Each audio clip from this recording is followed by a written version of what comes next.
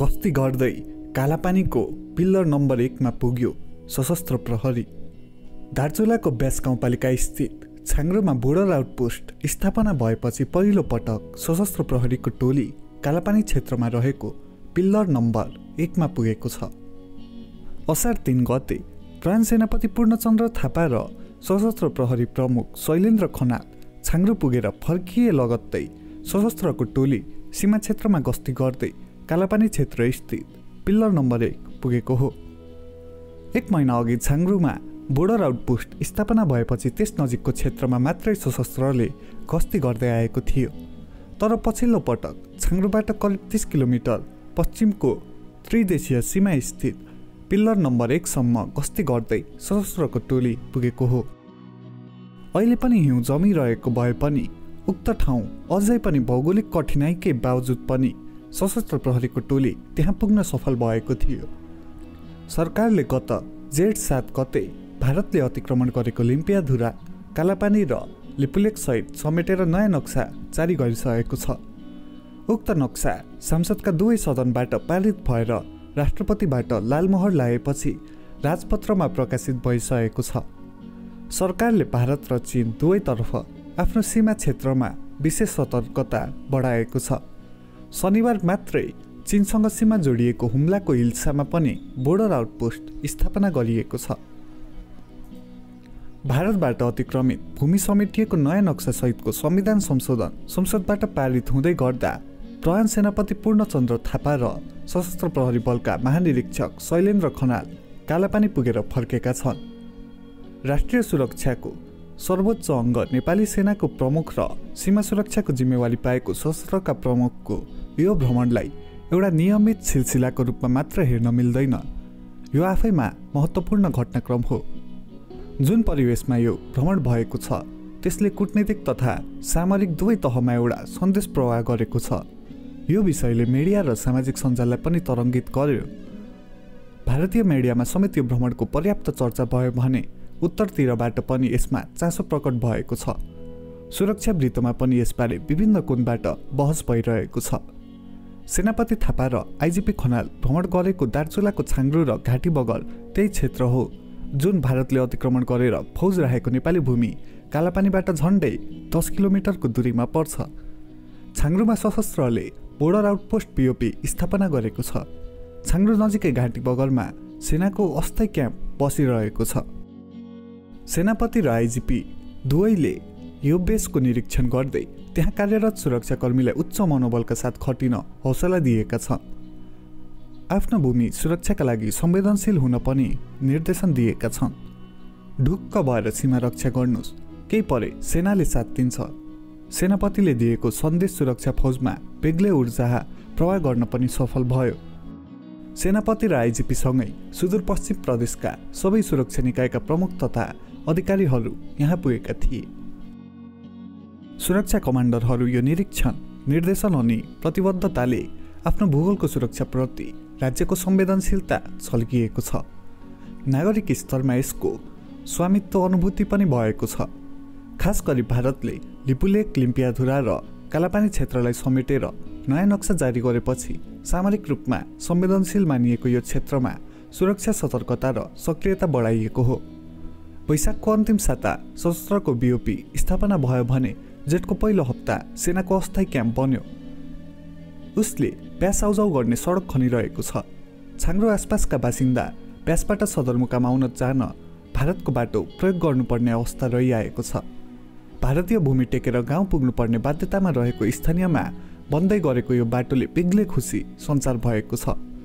दार्चुलाको खलङ्गमा रहेको सशस्त्रको गुल्मलाई छिट्टै गौण बनाइने महानिरीक्षक खनालको प्रतिबद्धताले सीमा सुरक्षा कसिलो बन्दै जाने सङ्केत दिएको छ।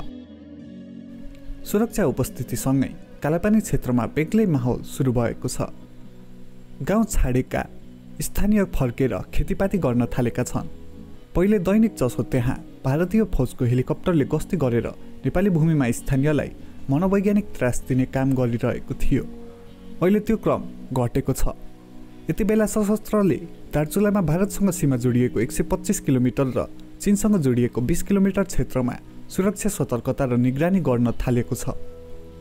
सामरिक तथा वैदेशिक मामिला विज्ञ समेत रहेका नेकपाका युवा नेता डाक्टर दीपक भट्ट यस्ता गतिविधिले त्यो क्षेत्रमा जनतामा राज्यप्रति एक खालको आशा र आत्मविश्वास बढाउने बताउँछन्। सांसद डाक्टर भट्ट पनि भन्छन्, मन्त्री तथा सुरक्षा निकायका प्रमुखहरू त्यहाँ जानु र गतिविधि बढाउनु सकारात्मक हो। त्यसैले हाम्रो भूगोलप्रति राज्यको संवेदनशीलता देखिएको छ।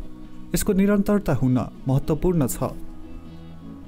सुरक्षा फौजको उपस्थिति र सुरक्षा प्रमुखहरूको भ्रमणले नक्सामा समेटिएको हाम्रो भूगोल हामी छोड्दैनौँ भन्ने स्पष्ट सन्देश पठाएको छ। सीमामा खटिएका सुरक्षाकर्मीहरूको मनोबल पनि बढेको छ। त्यहाँका स्थानीय बासिन्दामा सुरक्षाको अनुभूति पनि भएको छ। अहिलेसम्म सीमा सुरक्षामा खासै प्राथमिकतामा परेको देखिएको थिएन। यसबाट सीमा सुरक्षाको संवेदनशीलता पनि राष्ट्रिय स्तरमा महसुस भएको छ। भारतले हडपेर सुरक्षा बेस रहेको जमिन सामुन्ने हाम्रो सुरक्षा उपस्थितिले भारतीय फौजलाई नेपाली भूमिबाट हट्न मनोवैज्ञानिक दबाव पनि दिएको छ। सीमामा अनेक अभाव र कष्ट सहेर पनि पहरा दिइरहेको सशस्त्रलाई आधारभूत पूर्वाधार तथा स्रोत साधन जुटाउन सकारात्मक दबाव पनि पुगेको छ। सीमित साधन स्रोतका बावजुद पनि सशस्त्रले सीमाको सुरक्षामा निर्वाह गरिरहेको भूमिकाबाट सबैतिर प्रशंसा भइरहेको छ। सीमा सुरक्षामा सकसका साथ सशस्त्र खटिएको तर सेनाले सुविधा दिएर ब्यारेकमै राखिएको भन्ने एक खालको आक्षेप लागिरहेको बेला सेनापतिसँगै सशस्त्र प्रमुखको यो भ्रमणले दुवै निकायबीच समन्वय र सहकार्य कति सुदृढ र हार्दिक छ भन्ने स्पष्ट सन्देश गएको छ। सीमामा खटिएको सशस्त्रलाई साथ दिन सेना सधैँ तयार छ भन्ने सन्देश पनि हो यो। नेपाली सेना परिचालनको आफ्नै संवैधानिक विधि छ। सबै ठाउँ र सबै अवस्थामा सेना नै मुभ हुनुपर्छ भन्ने छैन। राष्ट्रिय सुरक्षा र राष्ट्रिय अखण्डताको अन्तिम अस्त्रको रूपमा सेना रहिआएको छ। राष्ट्रिय प्रतिरक्षा विश्वविद्यालय नेसनल डिफेन्स युनिभर्सिटीका प्रमुख तथा नेपाली सेनाका पूर्वरथी बालनन्द शर्मा सुरक्षा फौजको उपस्थिति अनि सेनापति तथा आइजिपीको भ्रमणले संविधानमा संस्थागत गरिएको नयाँ नक्साको कार्यान्वयनका लागि एउटा सकारात्मक सन्देश गएको बताउँछन्। उनी भन्छन्, नेपाली भूमि अतिक्रमण गरेर राखिएको भारतीय फौज हटाउन पनि यसले मनोवैज्ञानिक दबाव सिर्जना गर्नेछ।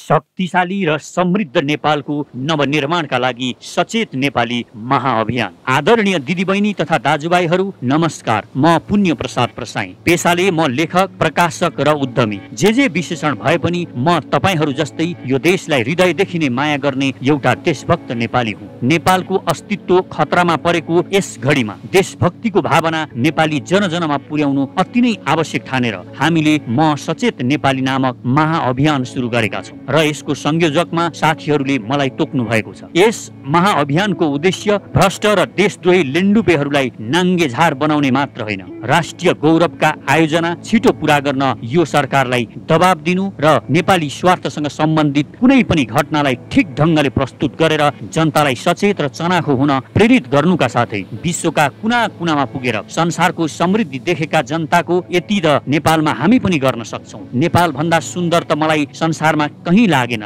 भन्ने जुन भावना छ त्यसलाई मूर्त रूप दिन र उहाँहरूलाई आफ्नो मातृभूमि फर्केर परिवारसँगै बसेर केही गर्न सक्ने उद्यमी हुन प्रेरणा दिनुका साथै नेपाल र नेपालीलाई माया गर्ने सकारात्मक सोच भएका मनहरूलाई गोलबद्ध गरेर नेपालको निर्माण गर्न यहाँको बेथिति, विसङ्गति, भ्रष्टाचार र राष्ट्रद्रोही दलाल लेन्डुपे विरुद्ध लड्न एउटा विश्वसनीय, भरपर्दो र सशक्त आवाज निर्माण गर्नु हो, जुन आवाज सुन्न यो लम्पसारवादी सरकार पनि बाध्य बनोस्। हामीलाई यो देशका भ्रष्ट र लेन्डुपे नेता, भ्रष्ट र दलाल कर्मचारी, टाठा बाठा बनेर विदेशीको पैसा खाएर परे देशै बेच्न पनि पछि नपर्ने विदेशी जासुसहरूले धेरै भ्रममा पारे। अब सचेत बनौं र अरूलाई पनि सचेत गराउँ। यो सचेत नेपाली महाअभियानको उद्देश्य सानो र सुन्दर नेपाल मात्र होइन, विशाल, शक्तिशाली र समृद्ध नेपालको नवनिर्माण हो। यसका लागि तपाईँ पनि भन्नुहोस्, म सचेत नेपाली। र यदि हामीसँग हातमा हात र आवाजमा आवाज मिलाएर यो देशको नवनिर्माणको यो महाअभियानमा सक्रिय बन्न चाहनुहुन्छ भने हामीसँग